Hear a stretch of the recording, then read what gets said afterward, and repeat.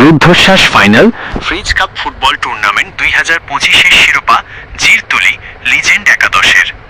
কি দারুণ একটা ফাইনাল দেখলাম। পুরো উত্তেজনা যেন শেষ মুহূর্তের জন্য জমা ছিল। জিরতলি বাজার বন্ধু সমাজের উদ্যোগে আয়োজিত ফ্রিজ কাপ ফুটবল টুর্নামেন্ট 2025-এর ফাইনাল ম্যাচটা আমার মন কেড়ে নিয়েছে। খেলা হচ্ছিল জিরতলি দক্ষিণ বাজার একাদশ আর জিরতলি লিজেন্ড একাদশের মধ্যে।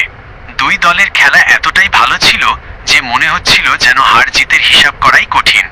কিন্তু শেষমেশ খেলা শেষের ঠিক আগ মুহূর্তে অতিরিক্ত সময়ের 2 মিনিট লস্ট টাইম মধ্যে ফয়সাল হোসেন যেন এক জাদুকরী গোল করে বসলেন।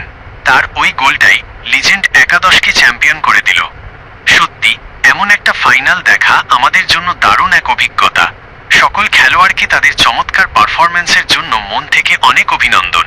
আর জিরতলি বাজার বন্ধু সমাজকে ধন্যবাদ এমন একটি সুন্দর টুর্নামেন্ট উপহার দেওয়ার জন্য। যে জিরতলি বাজার বন্ধু সমাজের উদ্যোগে আয়োজিত ফ্রিজ কাপ ফুটবল টুর্নামেন্টটি জিরতলির ইতিহাসে সত্যিই এক মাইল ফলক তৈরি করেছে।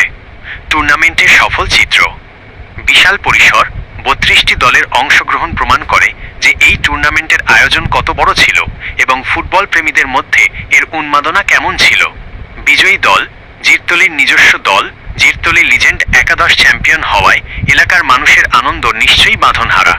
জনপ্রিয়তা, ফাইনাল খেলা দেখতে হাজার হাজার মানুষের জনসমাগম টুর্নামেন্টের সফলতাকে নতুন মাত্রা দিয়েছে।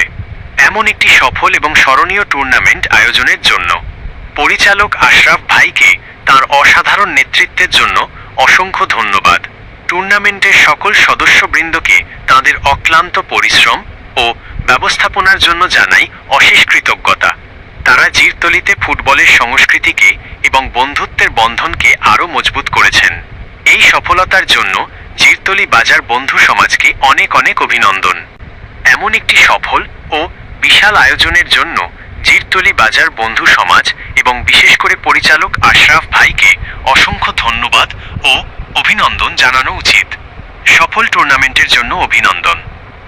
এই ধরনের আয়োজন কেবল খেলাধুলা নয়, স্থানীয় ঐক্য ও সম্প্রীতিকেও অনেক মজবুত করে। জিরতলির ফুটবলের জন্য এটি একটি স্মরণীয় দিন। নিত্য নতুন ভিডিও পেতে জাহিদ হোসেন ফেসবুক আইডিটি ফলো করে রাখুন।